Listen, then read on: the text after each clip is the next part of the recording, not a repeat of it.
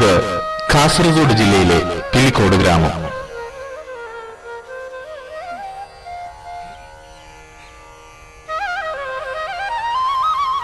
പ്രകൃതിയും മനുഷ്യനും വൈവിധ്യമാർന്ന സസ്യങ്ങളും മഴയും വേനലും മണ്ണും മണ്ണിരയും എല്ലാം കൈകോർക്കുന്ന പ്രപഞ്ച നൃത്തത്തിന്റെ മനോഹാരിതയെ തങ്ങളുടെ കാർഷിക സംസ്കാരത്തിന്റെ നെഞ്ചോട് ചേർത്ത് പിടിക്കുന്ന ഒരു ചെറിയ പ്രദേശം.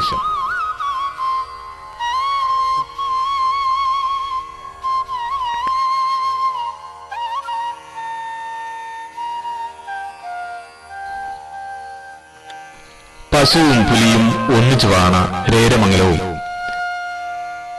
കാർഷിക മേഖലയുടെ കാവലാളായ വീതുകുന്നും വടക്കൻപാട്ടിലെ നിത്യചൈതന്യമായ തച്ചോളിയുദയനൻ ചാടിക്കടന്ന മണിക്കിണറും ജൈവ സമൃദ്ധിയുടെ കേന്ദ്രമായ കരക്കക്കാവും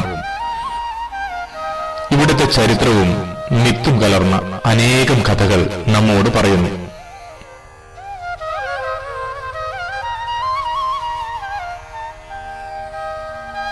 പണ്ട് പുലികൾ ധാരാളം ഉണ്ടായിരുന്ന സ്ഥലമാണത്രേ ഇത്. പുലിക്കാട് ലോപിച്ച് പിലിക്കോടായി എന്നാണ് ഐതിഹ്യം.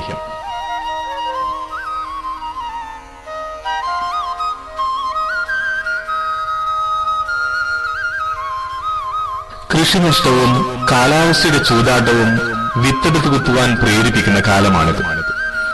ഇവിടെയാണ് പിലിക്കോടിന്റെ കാർഷിക രീതികളുടെയും വീടുകുന്നിന്റെയും ഇവിടുത്തെ കാവൽക്കാരുടെയും പ്രസക്തി.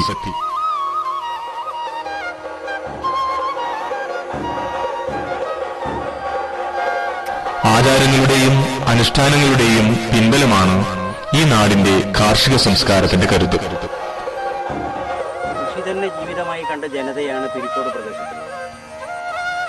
അപ്പൊ അവര് വയലിൽ തന്നെ ജീവിച്ചു എന്ന് വേണം പറയാൻ വേണ്ടി. അത്രമാത്രം കൃഷിയെ അവർ സ്നേഹിച്ചിരുന്നു. മുഖ്യ കൃഷി നെൽകൃഷിയാണ്. കൃഷിയെ മുഖ്യ തൊഴിലായി കാണുകയും അത് ഉപജീവന മാർഗമാക്കി കാണുകയും അതുതന്നെ ജീവിതമാക്കി കാണുകയും ചെയ്ത ജനതയുടെ സംസ്കാരം എന്ന് പറയുന്നത് അവരുടെ ബാഹ്യമായ പെരുമാറ്റങ്ങളിലൊക്കെ തന്നെ പ്രകടമായിരുന്നു. അനുഷ്ഠാനങ്ങളും ആചാരങ്ങളുമായി ബന്ധപ്പെടുത്തിയും കൊണ്ട് കാർഷിക ഉൽപ്പന്നങ്ങളെ അതിനൊക്കെ തന്നെ ഉപയോഗപ്പെടുത്തുകയും അതിനൊക്കെ തന്നെ ദിവ്യപരിവേഷം ചാർത്തുകയും ചെയ്തിരുന്ന അനുഭവമാണ് പഴയ കാലങ്ങളിൽ ഉരുത്തിരിഞ്ഞു വന്നത്. അതുതന്നെ ഇപ്പോഴും തുടരുകയാണ്. ശീതീകരിച്ച ആധുനിക ഗവേഷണ കേന്ദ്രങ്ങൾ വരുന്നതിന് മുൻപ് പ്രകൃതി തന്നെയായിരുന്നു കർഷകന്റെ പരീക്ഷണശാല. അന്നം തന്നെയായിരുന്നു ബ്രഹ്മം. ഭക്ഷണത്തെ ആത്മാവായി കണ്ടവർ ഓരോ ഋതുചക്രവേളയിലും ഓരോ അനുഷ്ഠാനത്തിന്റെയും മാന്ത്രികമായ തണലിൽ എത്തിച്ചേരുന്നു. ഋതുക്കളും അനുഷ്ഠാനങ്ങളും തമ്മിലുള്ള ബന്ധം കാലത്തിന്റെ ചുവടുമാറ്റമാണ്. പ്രപഞ്ച മഹാനടനത്തിന്റെ താളത്തിനൊപ്പമുള്ള കർഷകന്റെ ചുവടുമാറ്റം. പ്രകൃതിയുമൊത്തുള്ള സംവാദത്തെ അവൻ നാട്ടുത്സവമാക്കി മാറ്റി. ഓരോ ആചാരവും നാട്ടുദേവതയുമൊത്തുള്ള ആശയവിനിമയത്തിന്റെ ഭാഷയാണ്. പ്രകൃതി എന്ന സത്യത്തെ അറിഞ്ഞ കർഷകന്റെ സമർപ്പിത ഭാഷ.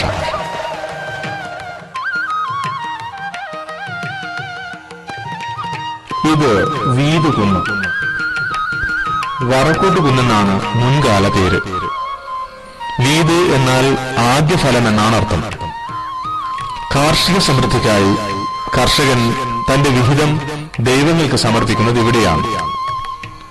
കുന്നിലെ പരദേവതകളായ 3 പേരും വീത് വയ്ക്കുന്നത് മൂലമാണ് വീതുകുന്ന് എന്ന പേരുണ്ടായത്. പിലിക്കോട് ഗ്രാമത്തിന്റെ കാർഷിക സംസ്കാരത്തിന്റെ കേന്ദ്രം ഇടനാട്ടിലെ ഈ ദൈവസങ്കേതമാണ്. മേടം 1 ഈ കുന്നിൻ മുകളിൽ നിന്നും കേൾക്കുന്ന കൂക്കുവിളി അതിന്റെ ശംഖനാദമാണ്.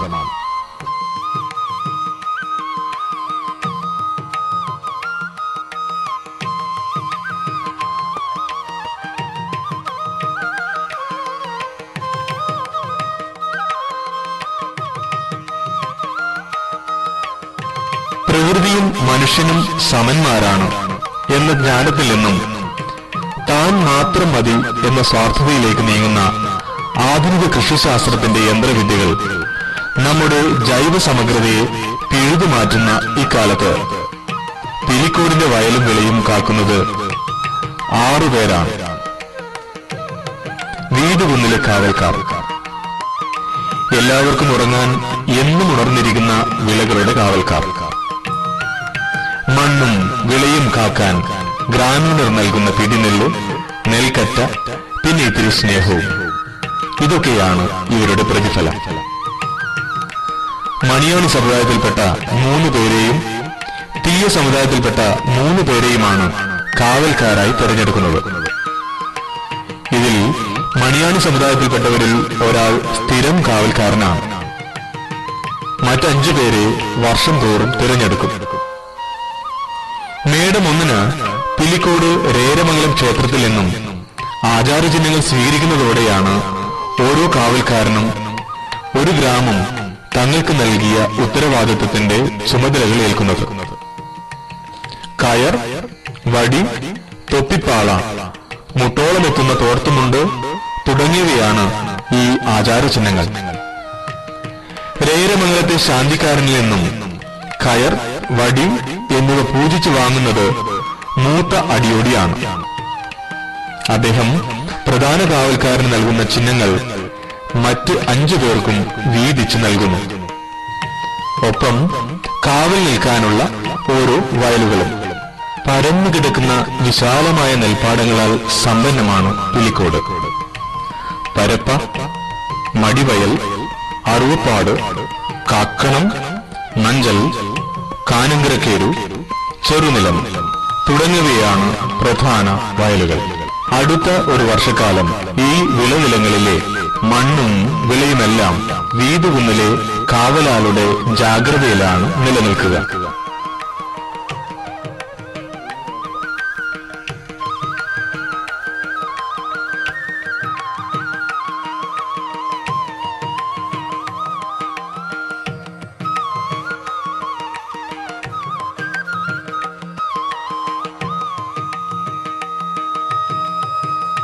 കൊയ്ത്തിന്റെ മുന്നോടിയായാണ് ഇല്ലവും വല്ലവും നിറയ്ക്കുക.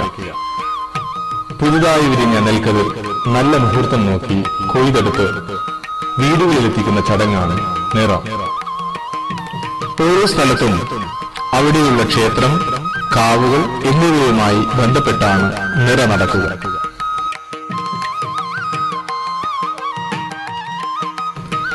ആദ്യം ജ്യോതിഷി എത്തി നിറയുടെ ദിവസം നിശ്ചയിക്കുന്നു. നിറ കൽപ്പിക്കൽ എന്നാണ് ഇതറിയപ്പെടുന്നത്. നിറദിവസത്തിന്റെ തലേ ദിവസം കതിർ വയ്ക്കും. ആണ്ടക്കണ്ടം എന്നറിയപ്പെടുന്ന പ്രത്യേകം വയലിൽ നിന്നും കാഞ്ഞിരയില കൂട്ടിപ്പിടിച്ച് അരിഞ്ഞെടുക്കുന്ന നെൽക്കതിരുകൾ ക്ഷേത്ര പരിസരത്തെ പ്രത്യേകം തറയിൽ കൊണ്ടുവയ്ക്കും. കതിര് വയ്ക്കുന്ന തറ എന്നാണ് ഇതറിയപ്പെടുന്നത്. ഈ കതിര് നിറ ദിവസം രാവിലെ നിശ്ചയിച്ച മുഹൂർത്തത്തിൽ ക്ഷേത്രത്തിൽ എത്തിക്കുന്നു.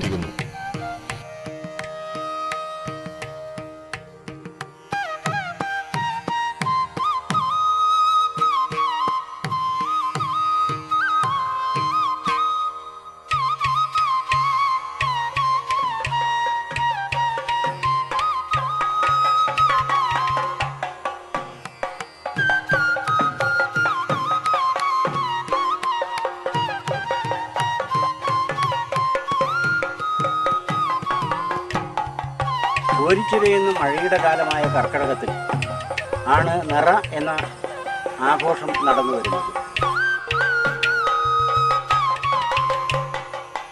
വിവിധ ഔഷധ മൂല്യമുള്ള ചെടികളുടെ ഇലകൾ, അരയാലില, ആലില, അരയാലില, പിന്നെ പറയുന്ന സൂത്രവള്ളി, പുലുവള്ളി, വട്ടപ്പലം, ഇങ്ങനെയുള്ള കുറച്ച് ഔഷധ മൂല്യമുള്ള മാവിനില അടക്കം ഉള്ള ഔഷധ മൂല്യമുള്ള ഇലകൾ ചേർത്തുകൊണ്ട് ഉള്ള എന്താ പറയുക നിറയോലം. അതിനൊപ്പം തന്നെ കതിരും, അതായത് കർക്കിടകത്തിൽ പിട്ടൽ മാറിയിട്ട് അത് അല്പം കതിര് മേലോട്ടേക്ക് വന്നിരിക്കുന്ന ഘട്ടത്തിൽ ആ കതിര് ഊരിക്കൊണ്ടുവന്ന് ഇതിനോട് നിറയോലത്തോട് ചേർത്ത് കെട്ടി പാന്തം കൊണ്ട് കെട്ടിയിട്ട് അത് വീടുകളിൽ പത്തായം, അതുപോലെ തന്നെ സ്റ്റോർ റൂം, പടിഞ്ഞാറ്റ, കൊട്ടിലകം എന്നിവിടങ്ങളിലൊക്കെ തന്നെ കെട്ടുന്ന സമ്പ്രദായമുണ്ട്.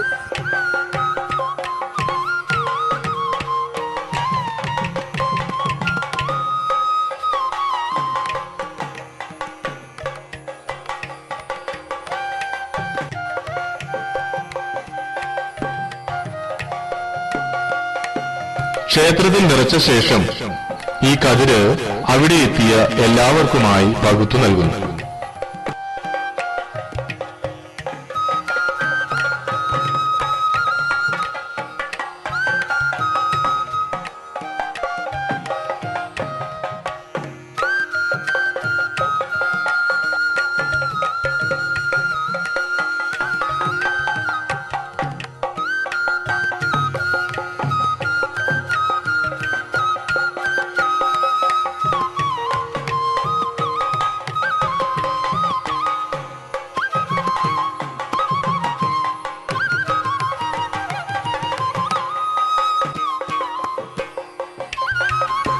കതിർ നിറയോലത്തിൽ വെച്ച് നിറ പൊലി പൊലി എന്ന് പറഞ്ഞ് കാഞ്ഞിരമരത്തിലും കിണറിലും പടിഞ്ഞാറ്റയിലും പത്തായത്തിലും എല്ലാം കെട്ടുന്നു.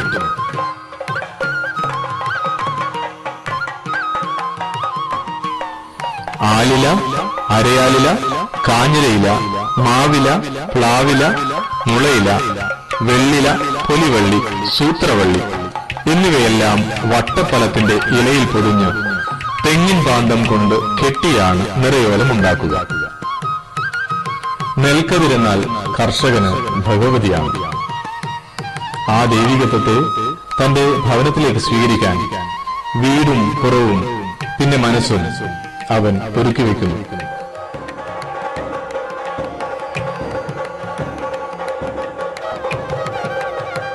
ആദ്യ വിളവെടുപ്പിന് ശേഷം പുന്നലിന്റെ അരി കൊണ്ട് ചോറ് വെക്കും. കാലവും പ്രകൃതിയും ചേർന്ന് മക്കൾക്കായി ഒരുക്കുന്ന ആഹാരത്തെ ഏറ്റവും സന്തോഷത്തോടെ ഭക്ഷിക്കുന്ന ചടങ്ങാണ് പുത്തരിയുണ്ടൽ. ഇതൊരാഘോഷമാണ്. ഒരു കതിരിൽ നിന്നും 1000 കതിരുകൾ കൊയ്തെടുക്കുന്നവന്റെ ആഘോഷം. പുത്തരി എന്നത് പുതിയ അരി എന്നുള്ളതാണ്. ഇതിൻ്റെ വിശേഷം നിലകൊള്ളുന്നത് തങ്ങളുടെ ഉൽപ്പന്നം തങ്ങൾ ആദ്യമായി ഉപയോഗിക്കുന്നു എന്നുള്ളത് തന്നെയാണ്. കാവിലമ്മയ്ക്ക് നൽകാൻ പുന്നല്ലുകൊണ്ട് പുത്തിരി പായസവും ഒരുക്കുന്നു. പായസം വീടിന്റെ 4 ദിക്കിലും വയ്ക്കും. എല്ലാം തനിക്ക് വേണ്ടി മാത്രമാണ് എന്ന് ചിന്തിക്കുന്ന, കൃഷി എന്നാൽ പണത്തിലധിഷ്ഠിതമായ വിശ്വാസവഞ്ചനയാണ് എന്ന് കരുതുന്ന ആധുനിക കൃഷി സമ്പ്രദായങ്ങൾ വ്യത്യാസപ്പെടുന്നത് ഇവിടെയൊക്കെയാണ്. തുലാം മാസം 10-ാം തീയതി ഉദിച്ചു വരുന്ന സൂര്യനെ തളികയിൽ നിന്നും ഉണക്കലരിയും തുമ്പപ്പൂവും വാരിയെറിഞ്ഞ് തറവാട്ട് കാരണവന്മാർ എതിരേൽക്കുന്ന ചടങ്ങുണ്ട്. 10 തിരിയിട്ട നിലവിളക്കിനെ സാക്ഷി നിർത്തിയാണ് ഈ ചടങ്ങ്. ആഹാരത്തിലൂടെ നമുക്ക് ഹരിതസസ്യങ്ങൾ നൽകുന്ന ഊർജം സൂര്യകിരണങ്ങളിൽ നിന്നാണ് ലഭിക്കുന്നത് എന്ന തിരിച്ചറിവിൽ നിന്നാണ് ഈ അനുഷ്ഠാനത്തിന്റെ ആരംഭം. കർഷകന് ആഹാരമെന്നാൽ വിശപ്പടക്കാനുള്ള ഒരു വസ്തുവല്ല, മറിച്ച് അവന്റെ ആത്മാവാണ് വിത്തും ഫലവുമെല്ലാം. ഓരോ വിത്തിലും കുടിയിരിക്കുന്ന ഭാവി വിത്തിന്റെ ജീനിനെ ഹൃദയകോടരങ്ങളിൽ സൂക്ഷിക്കുന്നതുകൊണ്ടാണ് വ്യക്തിജീവിതത്തിലെ ഓരോ കാൽവെപ്പിലും വിത്തിന്റെ സാന്നിധ്യമുണ്ടാകുന്നത്. ഒരിക്കലും ആഹാരത്തിന് കുറവുണ്ടാകാതിരിക്കാൻ ദൈവസാന്നിധ്യത്തിൽ നടത്തുന്ന ചടങ്ങാണ് ചോറൂണ്.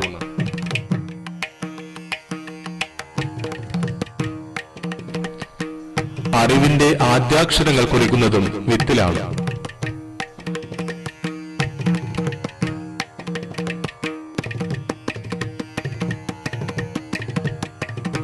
അടുത്ത ഒരു വർഷത്തെ സമൃദ്ധിയുടെ നിറക്കാഴ്ചയിലേക്ക് നയിക്കപ്പെടുമ്പോഴും വിത്തും ഫലങ്ങളും കൂടെ ഉണ്ടാകും.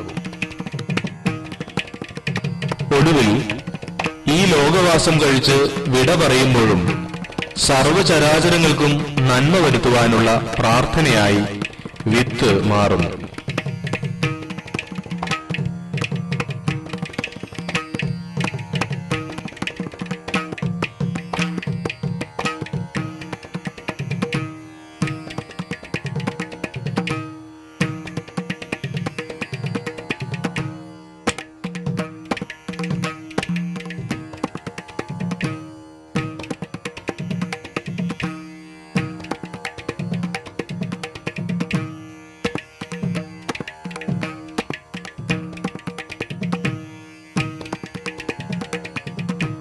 മടിയാധാരങ്ങൾ പോലെ വിത്തുകൾ സൂക്ഷിച്ചിരുന്ന വല്ലവും പത്തായവുമെല്ലാം ഇന്ന് എക്സിബിഷൻ സ്റ്റാളുകളിലെ കാഴ്ചവസ്തുക്കളായി മാറുന്ന കാലമായി കഴിഞ്ഞു. എങ്കിലും വീടുകുന്നിന്റെ ചുറ്റിലും മണ്ണിന്റെ പശിമ നഷ്ടപ്പെട്ടിട്ടില്ല. അതുള്ളിടത്തോളം കാലം കർഷകന്റെ നെടുവീർപ്പുകൾക്കും പ്രതീക്ഷകൾക്കും മേൽ കാലവർഷം കനത്തുകൊണ്ടേയിരിക്കും.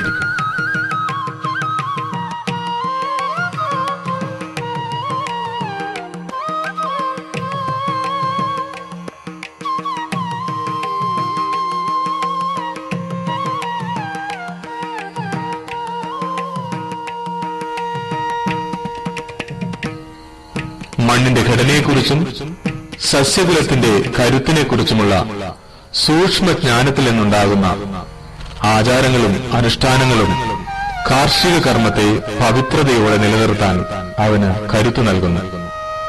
ഒപ്പം വീടുകുന്നിലെ പരദേവതകളും കാവൽക്കാരും.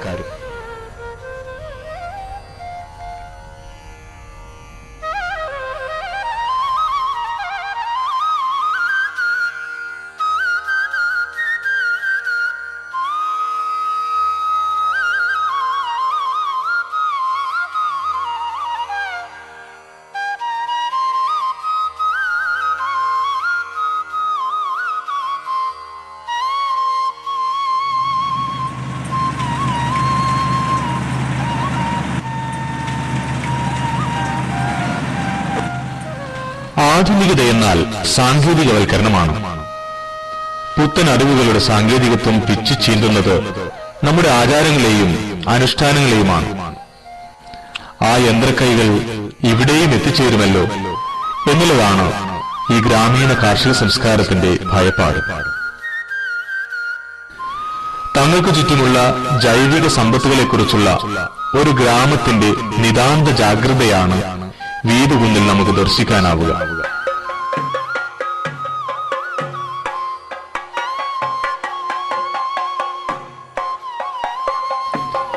അവിടുത്തെ തെയ്യക്കോലം ഉറഞ്ഞാടുമ്പോൾ കാവൽക്കാരെ വിളിക്കുന്നത് ആറാളെ എന്നാണ്. അടുത്ത മൊഴി ഇങ്ങനെയാണ്: 6ഉം 3ഉം 9ാം വട്ടത്തിനകത്ത് ഞങ്ങൾ 9 പേരുമുണ്ടല്ലോ. 9 പേരെന്നാൽ 6 കാവൽക്കാരും 3 പരദേവതമാരും. നാടിനെയും മണ്ണിനെയും വിളവിനെയും സംരക്ഷിക്കാൻ ദൈവവും മനുഷ്യനും ഒന്നുചേരുന്ന അപൂർവ കാഴ്ച.